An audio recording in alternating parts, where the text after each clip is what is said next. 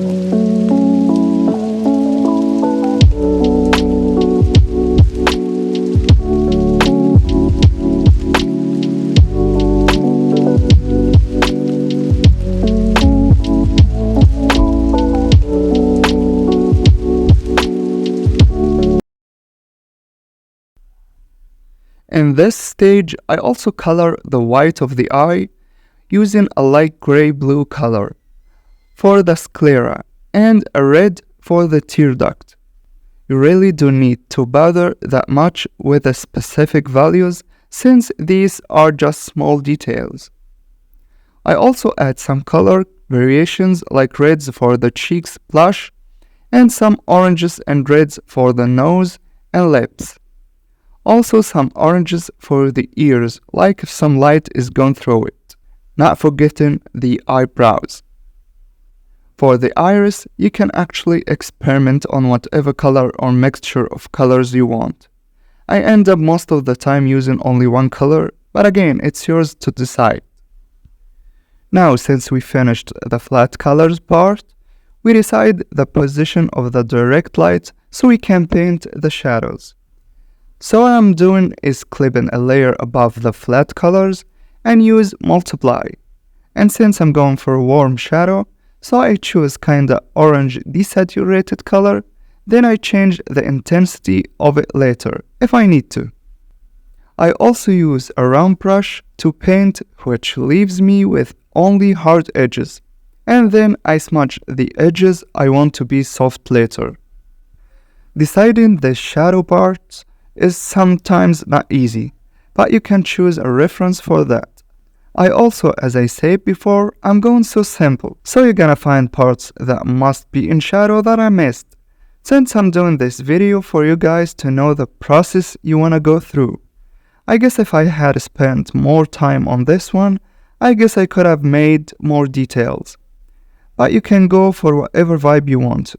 Since we are working on a constructive way, so you can have fun changing the shadow color to blue or purple or whatever. So as I finished laying in shadows, I smudged some edges to make it soft. And being soft or hard depends on the intensity of lighting and how close or far it is to the object. So again, you can use a reference, and it doesn't have to be right most of the time. We're just trying to make things easy and delightful to watch. Now for the Terminator, which is that line separates light from shadow, I like to use like an orange color. It makes it kinda pop and saturated. I saw that on so much references from life and also some artists, and it looks cool. For the reflected light, which is the light that bounces from the surroundings to the character, you can use a lighter value from the shadow ones, but I prefer just erasing slightly some parts of the shadow, which gives the same feeling, but be careful not to make it too light than the halftones, which we're gonna do after this stage.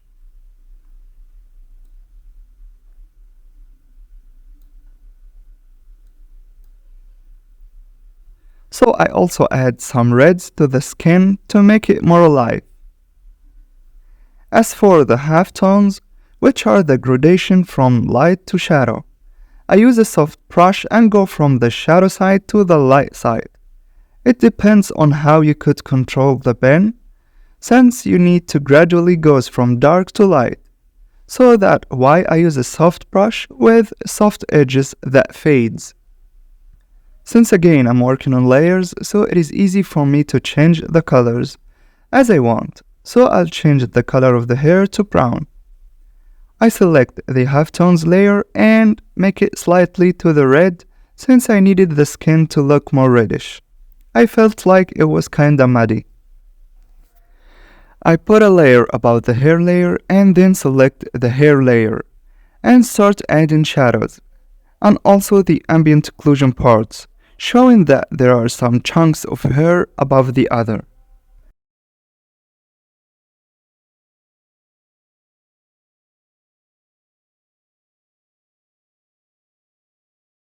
For the highlights, I choose the color of the hair and go slightly to the light and desaturated part, and then change the hue slightly to the cold color, and start painting some unique random shapes for the highlights.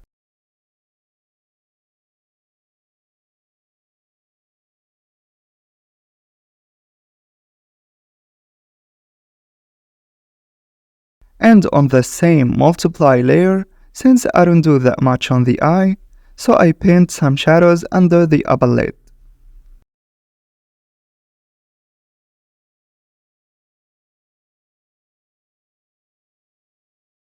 I also use the same warm hue but kinda darker to draw some dark shadows to add depth even more. And again, there is so much work to do, but I tend to make it easy but also trying to make them more effective, so you can go for hours if you want. I use a blue color to glaze some parts and to add some bounce light. Again, you can use whatever color you want to add regarding the surroundings. I act like she's on an outdoor scene, so I add the sky color. You can actually experiment and add some rim light also.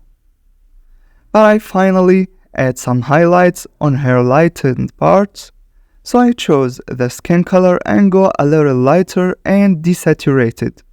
Also shifting the hue towards the cools. Since I made shadows warm, it kinda gives it some balance. Nothing crazy, just some dots or small shapes. And as you notice, I only use hard round brushes, one of them with a hard edge and the others with soft edge, and that's all.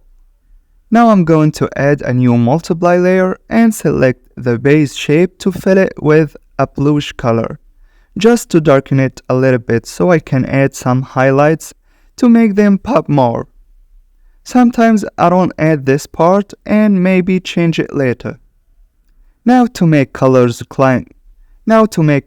kinda blend well, I change the line art to red, so it can blend with the skin and leave the black lines for the hair. For the final touch, just for my taste preference, I put all the layers in one group and then duplicate it. Then merge that duplicate into one layer. If you are using Photoshop, you can press Ctrl, Alt, Shift plus E. Then I duplicate this layer again, putting one above the grouped layer and one below. I shift the position of the one below towards the shadow part and then lower the opacity, just to make it a simple background. And the upper one, to give it a dreamy look, I change it into hard light, then use Gaussian blur on it and drop the opacity to my taste. And that's it guys. I guess I'll try to make more videos on other methods of coloring, so stay tuned. And please don't forget to check on the membership. You may find yourself interested. So thank you guys for watching.